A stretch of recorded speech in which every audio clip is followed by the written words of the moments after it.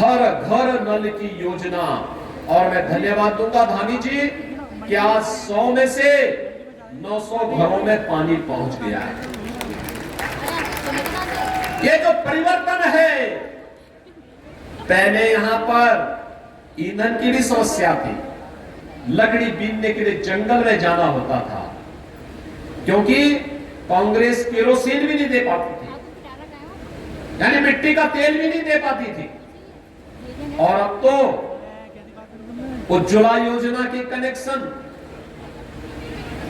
जिनके पास नहीं थे फ्री में कनेक्शन, जितना रसोई गैस आपको चाहिए उतनी मिल रही है, कोई समस्या नहीं। समाधान का रास्ता ये निकाल दिया है मोदी जी ने। तो चाहे वह गरीब कल्याण का कार्य हो, चाहे वह विकास के कार्य हो, चाहे वह आस्था का सम्मान हो, और चाहे वह राष्ट्रीय सुरक्षा और संप्रभुता की बात हो, वैश्विक मंच पर सम्मान की बात हो। बहनों और भाइयों, आजादी के बाद देश का सबसे अच्छा जो स्वर्ण युग माना जाएगा वह मोदी जी के कार्यकाल के 10 वर्ष हैं।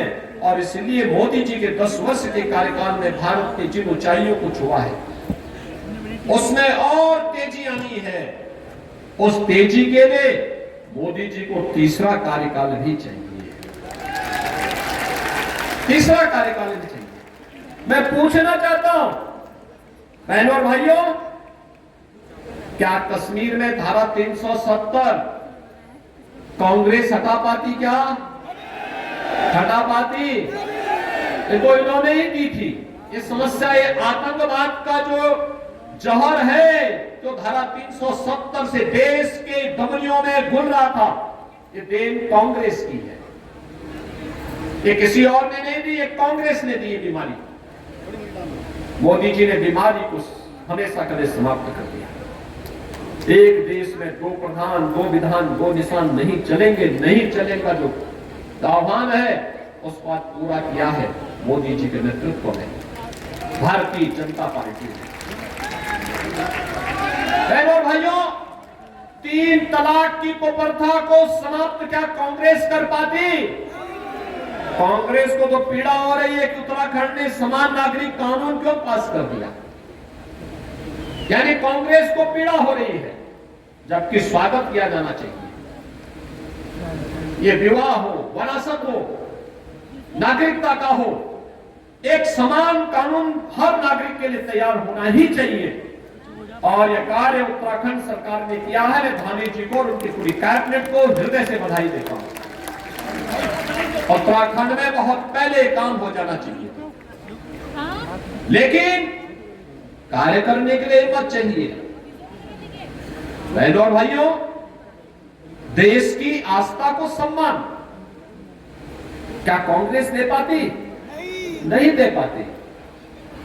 अयोध्या को तो इन्होंने विवादित किया था, अयोध्या को विवाद इन्होंने खड़ा किया था।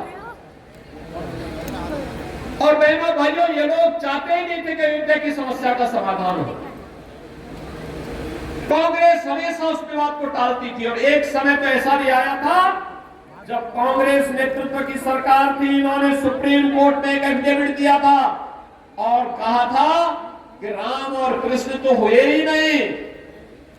इससे बड़ी गाली सनातन हिंदू धर्मावलंबियों को दूसरी नहीं हो सकती, क्योंकि देवी देवताओं को ये कहा जा रहा हो कि ये हुए ही नहीं। बहनों और भाइयों, हमने न केवल राम और कृष्ण के अस्तित्व को स्वीकार किया, बल्कि उन्हें अपनी विरासत से जोड़ करके आज अयोध्या में भगवान राम के भव्य मंदिर के निर्माण का कार्य भी संपन्न किया। कि गुरु गोविंद सिंह जी महाराज ने 1699 में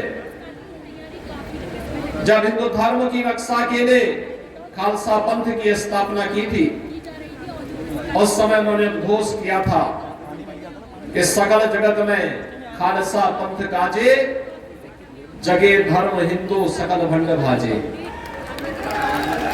बहनों भाइयों, 4 पुत्र उनके देश और धर्म की रक्षा करने के लिए बलिदान हो गए, लेकिन उन्होंने उफ नहीं किया। जब गुरु गोविंद सिंह जी महाराज से पूछा गया कि आपके 4 पुत्र और माता गुजरी, ये सब बलिदान हो गए। तो उन्होंने एक ही बात कही थी, उन्होंने कहा था कि 4 हुए तो क्या हुआ, जीवित कई हजार। और इस देश और धर्म के लिए जिनका पूरा जीवन समर्पित हो, ऐसे गुरु गोविंद सिंह जी महाराज की इस पवित्र परंपरा को नमन करते हुए मैं उन्हें बैसाखी की हृदय से बधाई देता हूं। आज मेरा सौभाग्य है कि मुझे देवभूमि में आने का अवसर प्राप्त हुआ है। और बहनों और भाइयों, यहां का तो कंकड़ कंकड़ में शंकर है। यहां का तो हर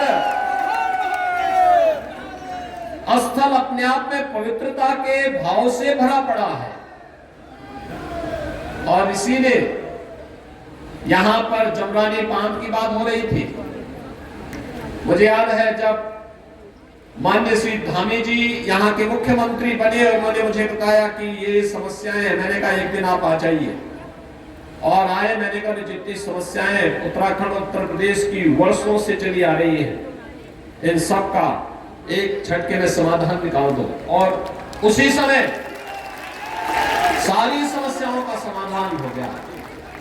भारतीय जनता पार्टी समस्या नहीं, इस समाधान पे विश्वास करती है। और बहनों और भाइयों, हम दोनों ने मिलकर के सारी की सारी समस्याओं का समाधान कर दिया था। इस समस्या का नाम तो कांग्रेस है, जिसने जीवन भर देश को समस्या दी। ये देश के विभाजन की त्रासदी हो, आतंकवाद की समस्या हो, नक्सलवाद की समस्या हो, जातिवाद की समस्या हो, भ्रष्टाचार की समस्या हो, अलगाववाद की समस्या हो, ये सभी समस्याएं कांग्रेस की देन है। भारत वैश्विक मंच पर 140 करोड़ भारतवासियों को सम्मान दे रहा है, सीमाओं की सुरक्षा कर रहा है। जब उत्तराखंड का नौजवान देश की सीमाओं की सुरक्षा करते हुए पूरे देश को आश्वस्त करता है कि निश्चिंत रहो, हम सीमा की सुरक्षा के रूप में, प्रहरी के रूप में खड़े हैं, तो 140 करोड़ का भारत निश्चिंतता के साथ अपनी नींद को, रात की नींद को बड़ी चैन के साथ सोता है, क्योंकि उसे मालूम है कि हमारा बहादुर जवान देश की सीमाओं की रक्षा करते हुए खड़ा है, सरकार उसके पीछे खड़ी है। और आपका सौभाग्य है कि रक्षा मंत्री के रूप में इसी माटी के सपूत अजय भट्ट भी उन सैनिकों के प्रोत्साहन के लिए सीमावर्ती क्षेत्रों में निरंतर प्रवास करते हैं। बहनों और भाइयों, देश में इंफ्रास्ट्रक्चर का जो आज कार्य हो रहा है, अत्याधुनिक infrastructure, highway, railway, metro, rapid rail, AIIMS, IIT, IIM, one district one medical college. और उत्तराखंड के लिए तो मेरा तो बचपन ही उत्तराखंड में व्यतीत हुआ था। बहनों भाइयों, 100 में से 9 घर भी नहीं होते थे जहां पानी मिलता था। 2-2, 3-3 किलोमीटर दूर जाकर के पानी लाना पड़ता था। कोई कर्फ्यू नहीं, कोई कर्फ्यू नहीं। अब तो कावड़ यात्रा धूम धड़ाके के साथ निकलती है वहां पर, हर हर बम बम के साथ। पहले बमबाजी होती थी सत्र के पहले, आज बमबाजी नहीं, हर हर बम बम के उद्घोष के साथ कावड़ यात्री निकलता है।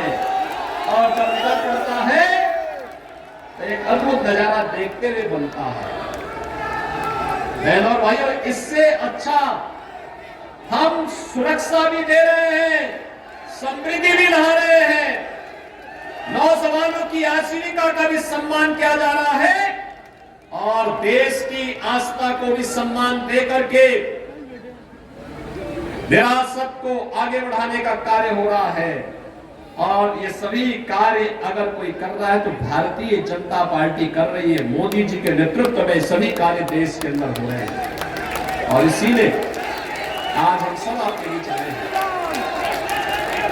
उत्तराखंड प्रधानमंत्री मोदी जी की सर्वोच्च प्राथमिकता में रहा है। बहनों और भाइयों, उत्तर प्रदेश और उत्तराखंड का जो संबंध है उसको कोई अलग नहीं कर सकता। उत्तराखंड से जब नदियों का पानी आता है, उत्तर प्रदेश को उत्तम प्रदेश बनाने में सहायक होता है। बहनों और भाइयों, ये एक दूसरे से पूरी तरह नसे बसे हैं और इसलिए कभी कभी लोगों को एक गफलत होती है कि उत्तर प्रदेश में लोगों को एक गलत फहमी, कुछ लोगों को, कुछ माफिया और अपराधियों को होती है कि यहाँ अपराध करके हम उत्तराखंड भाग जाएंगे। मैं कहता हूं तुम उसको उस लायकी में छोड़ूंगा नहीं कि तुम उस पार जा पाओगे, उस लायक छोड़ूंगा ही नहीं कि देवभूमि को पवित्र कर सको। और इसलिए बहनों भाइयों हम लोग आए हैं, विकास और समृद्धि की नई ऊंचाइयों तक पहुंचाना है। इसके लिए मोदी जी को तीसरा कार्यकाल आवश्यक है, तीसरा कार्यकाल। और यहाँ पे तो देखिए धामी जी के नेतृत्व में उत्तराखंड में विकास हो रहा है। और बहनों भाइयों, ऐसे ही अजय भट्ट जी ने केंद्र में रक्षा राज्य मंत्री के रूप में, पर्यटन विभाग के मंत्री के रूप में विकास की ढेर सारी योजनाएं उत्तराखंड को दी है, नैनीताल और उधमपुर को दी है। पूरी अच्छे ढंग से ने आगे बढ़ाने के लिए उन्होंने कार्य किया और आज उसी का परिणाम है। वे यूपी में भी रुचि लेते हैं। यूपी में हमारा डिफेंस कॉरिडोर बन रहा है, 6 रोड बन रहे हैं और उन 6 के 6 रोड में भी उनका पूरा सहयोग मिलता है उत्तर प्रदेश के अंदर भी, जिससे रक्षा उत्पादन के लिए आत्मनिर्भर बन सके भारत। प्रधानमंत्री मोदी जी के नेतृत्व में आज भारत विकास की जिन नई बुलंदियों को छूने के लिए आगे बढ़ा है। पहला होता था कि हमें रक्षा आपूर्ति के लिए दुनिया पे निर्भर रहना पड़ता था और आज बहनों और भाइयों, रक्षा आपूर्ति न केवल भारत के अंदर भारत की इकाइयां कर रही हैं, बल्कि दुनिया के तमाम देशों को भी अब हम यहां से निर्यात करने की स्थिति में निर्यात कर रहे हैं। दुनिया आज हमारी तरफ देख रही है। नेतृत्व का भाव था, पहले नेतृत्व नहीं था, देश के बारे में नहीं सोचती, जाति के नाम पर लड़ाते थे, तुष्टीकरण की राजनीति करते थे, अराजकता पैदा करते थे। ये जो परिवर्तन देश में देखने को मिला है, आपके एक वोट ने क्या है, आपका एक वोट गलत हाथ में जाता था, देश को बर्बादी की ओर ले जाता था, आतंकवाद भड़काता था, भ्रष्टाचार बढ़ाता था, संप्रदाय के नाम पर समाज में तनाव पैदा करता था। आपने एक वोट बीजेपी को दिया, मोदी जी को दिया, देश का कायाकल्प हो गया, नए भारत का दर्शन हो रहा है, एक भारत श्रेष्ठ भारत के दर्शन हो रहे हैं। ग्लोबल पावर के रूप में बढ़ते हुए भारत को हम सब देख रहे हैं और हमारी पीढ़ी तो सौभाग्यशाली है, हम ये सब कार्य देख रहे हैं। और इसीलिए आज मुझे हल्द्वानी में आपके बीच में आने का आपने अवसर दिया। मैं जानता हूं कि उत्तराखंड तो हमारा उत्तराखंड तो राष्ट्रवाद के साथ होगा, राष्ट्र धर्म के साथ होगा। जहां भारत की जनता के हित में जो होगा उत्तराखंड वही होगा। और मुझे कोई संदेह नहीं कि आप सब कमल चुनाव चिन्ह के साथ मोदी जी को तीसरी बार कार्यकाल देने के लिए प्रतिबद्ध हो चुके हैं, संकल्पित है। लेकिन एक दायित्व का निर्वहन करने की वजह से आज मुझे आपके बीच में आने का अवसर प्राप्त हुआ है और मैं आपसे अपील करने के लिए आया हूं। बहनों और भाइयों, मोदी जी का तीसरा कार्यकाल, पहले 3 वर्ष में भारत को दुनिया की तीसरी बड़ी अर्थव्यवस्था के रूप में स्थापित करने के लिए बड़ा महत्वपूर्ण होगा। नौजवानों की नौकरी और रोजगार के लिए, महिलाओं की समृद्धि के लिए, किसानों की खुशहाली के लिए, व्यापारियों की रखवाली के लिए यह अभियान निरंतर आगे बढ़ना है।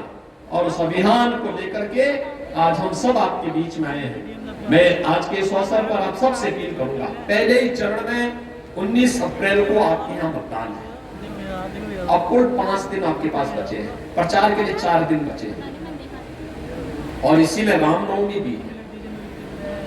सारे आपके बसंती नवरात्रि, चैत्र नवरात्रि के आयोजन चल रहे हैं।